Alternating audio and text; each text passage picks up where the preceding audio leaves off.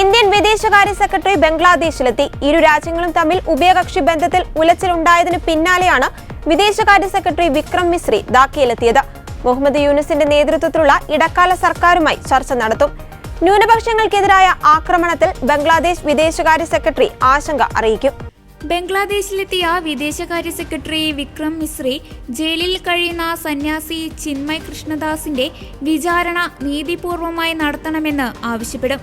ബംഗ്ലാദേശിൽ ജനകീയ പ്രക്ഷോഭത്തെ തുടർന്ന് ഷെയ്ഖ് ഹസീന സർക്കാർ രാജിവെക്കുകയും മുഹമ്മദ് യൂനുസിന്റെ നേതൃത്വത്തിൽ കാവൽ സർക്കാർ അധികാരത്തിലേറുകയും ചെയ്തതിനു ശേഷം ധാക്ക സന്ദർശിക്കുന്ന മുതിർന്ന ഇന്ത്യൻ പ്രതിനിധിയാണ് വിക്രം മിസ്രി. ബംഗ്ലാദേശ് വിദേശകാര്യ സെക്രട്ടറിയുമായി അദ്ദേഹം ചർച്ച നടത്തുമെന്ന് വിദേശകാര്യ വക്താവ് രൺധീർ ജയ്സ്വാൾ പറഞ്ഞു. അതിനിടെ ബംഗ്ലാദേശിൽ ന്യൂനപക്ഷങ്ങളുടെ ആരാധനാലയങ്ങൾക്കെതിരെ ആക്രമണം തുടരുകയാണ്. ഏറ്റവും ഒടുവിൽ ഡിസംബർ 6 ധാക്കയിലെ ഒരു ഹിന്ദു ക്ഷേത്രത്തിന് തീയിട്ടു. വടക്കൻ ധാക്കയിലെ ദോർ ഗ്രാമത്തിലെ മഹാഭാഗ്യ ലക്ഷ്മി നാരായണ മന്ദിറിന് നേരെയാണ് ആക്രമണമുണ്ടായത്.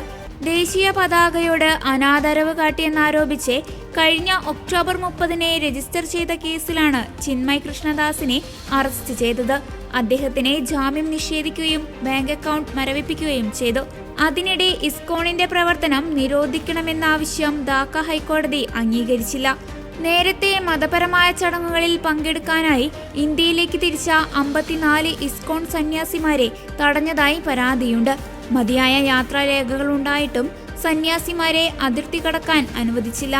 അതിർത്തിയിൽ വെച്ച് സന്യാസിമാരെ തടഞ്ഞ അധികൃതർ മണിക്കൂറുകളോളം കാത്തിരിപ്പിന് ശേഷം ഇന്ത്യയിലേക്കുള്ള യാത്രയ്ക്ക് അനുമതി നൽകാനാവില്ലെന്ന് അറിയിക്കുകയായിരുന്നു.